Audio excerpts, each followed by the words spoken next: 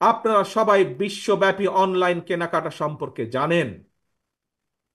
Online ভিত্তিক giant প্রতিষ্ঠান Amazon, ইবে কিংবা আলিবাবার মতন বিশ্ববিখ্যাত ই কমার্স প্ল্যাটফর্মের জন্য হাজারো পণ্যের চাহিদা রয়েছে। এইসব প্ল্যাটফর্মের সঙ্গে সংশ্লিষ্ট অনেকের সঙ্গে আমি ব্যক্তিগতভাবে কথা বলেছি। বিশ্ববিখ্যাত এই সকল ই কমার্স প্ল্যাটফর্মের চাহিদা অনুযায়ী আমাদের বাংলাদেশে অনেক পণ্য তৈরির সুযোগ রয়েছে। আমাজনের মতন বিশ্ব বৈশ্বিক অনলাইন প্ল্যাটফর্মকে সামনে রেখে আমরা আমাদের দেশে ক্ষুদ্র এবং মাঝারি শিল্পের উৎপাদন বাড়ানোর সুযোগ গ্রহণ করতে পারি, সুযোগ আমরা তৈরি করতে পারি, সুযোগ আমরা নিতে পারি। বিশ্ববিখ্যাত ই কমার্স প্রতিষ্ঠানের চাহিদা মিটিয়ে কিভাবে বিশ্ববাজারে প্রবেশ করা যায়, এর জন্য এরই মধ্যে যারা এক্সপার্ট আছেন তাদের সাথে আমরা আমাদের টিম নিয়ে কাজ শুরু করেছি এরই ভিতরে।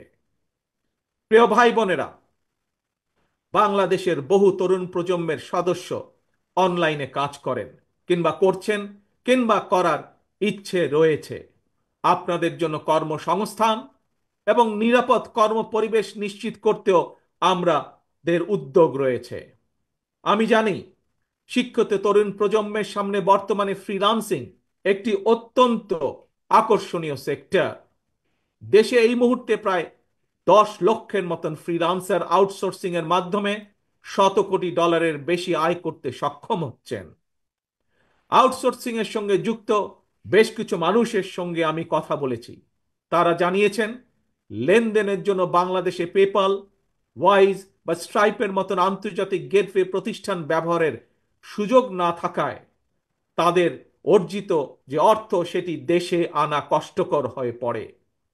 আমি মনে করি সবার আগে এই ধরনের যে সমস্যা, সেই সমস্যার সমাধান করা উচিত।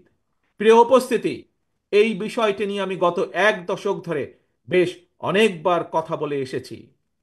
বিএনপি মনে করে প্রায়োরিটি বেসিসে দেশের IT entrepreneur, e commerce sector এবং ফ্রিল্যান্সারদের সুবিধায় পেপালের মতন আন্তর্জাতিক গেটওয়ে প্রতিষ্ঠান সুবিধা বাস্তবায়ন করা উচিত।